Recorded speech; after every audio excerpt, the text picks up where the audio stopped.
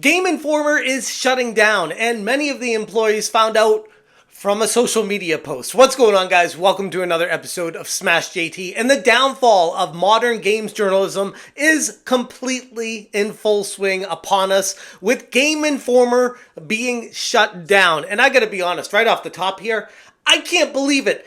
Kotaku outlasts yet another outlet.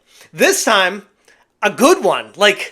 Game Informer was one of the high-quality remaining last good places you could go for honest games journalism. You know, the place people would go to find out about video games. Well, apparently, as of this morning, GameStop, the parent company of Game Informer, has decided to make the move of not just cutting some employees, but completely closing down the entire publication, to the point of their actual homepage is now redirecting to a goodbye message. And all of the articles that they've ever written are gone.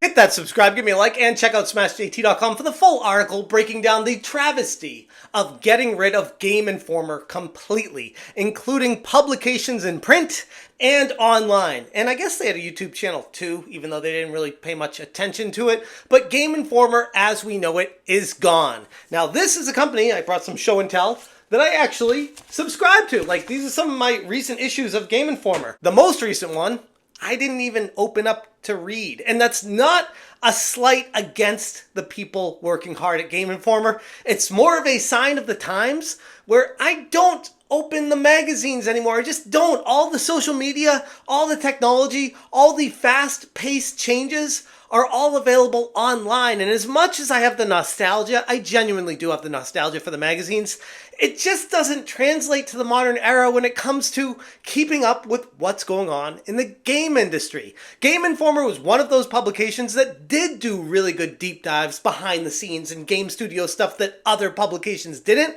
but there's so many other places to get it faster, quicker, directly from them in the modern era that it feels like Game Informer is just a sign of the times of the past, and that genuinely sucks. But back to the main point of how I can't believe this company not just got shut down immediately, effective today, but how the employees found out about it. In what I felt was a fairly heartless message to the readers, it feels like they almost wrote it with ChatGPT. On Twitter and on their website, they have the same message saying, "The final level. Farewell from Game Informer. After 33 thrilling years of bringing you the latest news, reviews, and insights from the ever-evolving world of gaming, it is with a heavy heart that we announce the closure of Game Informer. From the early days of pixelated adventures to today's immersive virtual realms, we've been honored to share this incredible journey with you, our loyal readers. While our presses may stop, the passion for gaming that we've cultivated together will continue to live on. Thank you for being part of our epic quest, and may your own gaming adventures never end." Yikes, that is so cringy. It's not even, I don't even know what to say about it, because honestly, they jump right into how this is something that gaming will live on in our hearts forever, and gaming is great and we can keep gaming. They don't talk about the employees and how the employees found out that they're being let go and why this even happened. They don't talk about any of that. They're just like, hey, bye, and they close up shop. And the biggest problem with this is one of the things that I would say is good about having physical media. They can't take it away from you. You look at their online website and it's gone. Even when you try to search an article, like I did, for example, in Assassin's Creed earlier, just to see if it still brought up the old information, nope. Everything redirects to this same damn page. For those of us who have been following the game industry for a while now, it shouldn't come as too much of a surprise that a physical magazine media is being shut down. But what does come as a shock is how abrupt it was and how it came seemingly out of nowhere, and how this publication that was actually one of the good ones is being outlasted by Kotaku. I still can't wrap my head around that. Alex Van Aken said, "I lost my job at Game Informer today. I'm heartbroken. It was my dream job, but my bills don't care. Effective immediately, I'm available for filming, video, editing, documentary, hosting work. My passport and cameras are ready to go. Hire me, alexvanaken.com. Kyle Hillard said, Game Informer has been closed down by GameStop, and my entire incredibly talented staff, including myself, have all been laid off. A frustrating turn of events, especially considering we were about 70% done with the next issue, and it was going to have a great cover. Great, in all capital. Like, these people had a passion for gaming, and Game Informer being shut down by GameStop ended that in a snap of a finger. Ben Hansen said, "I'm furious about the end of Game Informer. It was an incredible 33-year run, and then GameStop pumps out this phony, empty farewell message. I'd bet money it was written by AI. F you, GameStop, and a huge F you to Ryan Cohen." Ryan Cohen, the CEO of GameStop that is currently under investigation and facing lawsuits of multi-millions of dollars with insider trading in Bed Bath & Beyond as of today, August 2nd. He is facing quite the controversy. This is someone who I used to look at as, he's a beacon of hope for GameStop. He's going to change minds, turn the tides, and bring it back to the glory days of what it used to be. But unfortunately, a billionaire is going to do what a billionaire is going to do, and that is make money at all costs. Andy McNamara said, "As someone who was there at issue 1 and spent most of their life fighting and scratching and clawing for GI, it breaks my heart to see it end. GI will always hold a special place in my heart. As always, the people are who matter. What an amazing journey for us all. GI forever." There were so many people on social media that were just tragically taken back by this news. Like, they had no idea it was coming. We have John Carson who said, "This isn't the time for snide comments about people not supporting Game Informer the right way. This is 100% on GameStop. Always has been. They have had every opportunity to support Game Informer more and fumbled it every time." Now, this is the same GameStop that went full on into NFT trading and becoming the NFT superstore, and then that didn't work out for obvious reasons, and they spent how many millions of dollars putting that all together just to abandon it in like a year. Maybe it didn't even make a year, and they spent all that money on something that was so frivolous as this chasing this investment money, thinking that they could catch fire with this idea that really had no chance from Jump Street. Marcus Stewart said, "Hey, I'm out of a job. Currently processing all that, and we'll have more to say later. But I'll be looking for a new gig soon."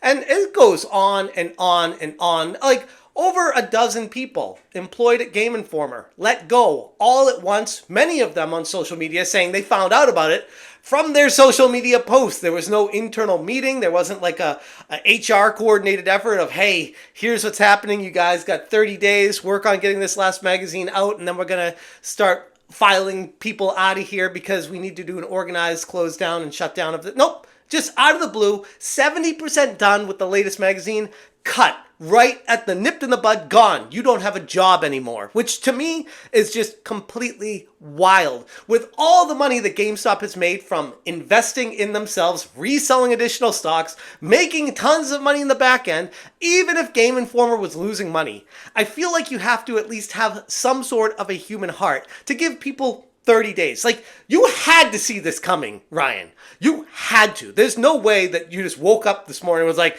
"Oh crap, we're losing a lot of money, and I guess we'll blame it all on our magazine line." Like, this just happened out of the blue? No, this is something that you knew a while back, and you figured this would be the perfect time to cut it and fire everyone on the spot. And literally they find out via a social media post, which is just so beyond cringy embarrassing. It should not happen in the modern era. But then again, it's GameStop, a company that I did, at least at one point, have a lot of hope in and thinking that they can turn things around, when in reality, it looks like they're just exactly what everyone said they always were. And ultimately, this really sucks for all the people that lost their job there. And yeah, they got no one to blame except GameStop at this point. I keep going back to how I can't believe that not only they let everyone go, they cut the magazine 70% done, and on top of that, the website redirects to a closed page without even paying to have it up. Like, there's got to be a way you're making money at least off of the ads on GameInformer.com. You got to at least keep that up for a little bit. But no, they shut it down, cut everything, and removed it all. It has to make you wonder if there's something bigger going on behind the scenes with GameStop, and this is just one of the pegs they had to knock down to do whatever grander scheme they have planned in the background. I don't know, maybe I'm putting my tinfoil hat on a little too soon with all this. It's just, it doesn't make sense the way that this all went down. And it genuinely sucks for all the great people that worked at Game Informer. Again, one of the few outlets that I genuinely respected the people there. And unfortunately, they're all out of a job right now. It goes to show that the modern era of the gig economy is where it is. Like YouTube, your own website at smashjt.com, smashjt on YouTube. Like, this is how you make it. You let the audience hire you and fire you. You don't work for a corporation that can do that, because ultimately they will screw you any chance they get. And ultimately, that's what sucks with everything, with all of this. Anyways, I'm going to leave it there. If you guys want more information, check out smashjt.com for the full article. I will link it in the description below. Again, my heart goes out to all the people that let go at Game Informer. It sucks, genuinely. I feel like this goes all on Ryan Cohen's shoulders, the CEO of GameStop. And this is something that should have been avoided from day one. Like, at least give people the heads up on it. But hey, billionaires are gonna billionaire. Thank you guys so much for watching, and as always, you stay smashing. It was very hard to raise capital. We were a bunch of nobodies. It's like 3 states basically account for like 75% of venture capital: New York, California, and Massachusetts. So